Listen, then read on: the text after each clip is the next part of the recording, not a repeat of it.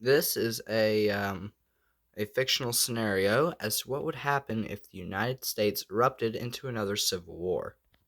And this is kind of, pretty obvious here. The red is the conservatives, the blue is the liberals. We actually have a third team over here, and this is the fascists, the American Fascist Party, which not really much support for that. Well, I mean, I wouldn't say there's not much support because there is some support for fascism in the U.S. As scary as that is, but yeah, not this much. It's just thought it'd be interesting to have a third party in here. So, without further ado, let's begin. Liberals finna get liberated.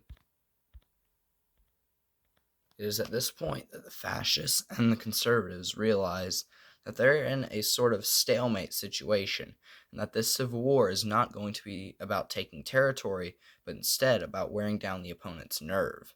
Because, as we've seen, the fascists have been pushing the conservatives back, but in turn being pushed back on their other fronts, and vice versa.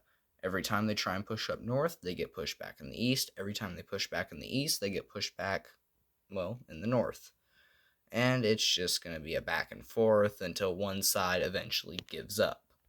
And after many, and I mean many more years of fighting and no real winner in sight, the conservatives and the fascists decide to meet up in DC for a peace treaty.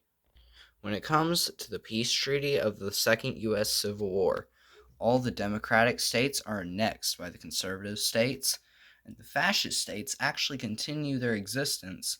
However, they are much smaller in territory than the conservative states. If it wasn't for them also getting Hawaii and Alaska out of this war, as they were both occupied by the fascist American Party in the Civil War. And as this peace treaty has been drawn up, both sides are going to be continuing to militarize and prepare for the Third U.S. Civil War. Obviously, coming soon.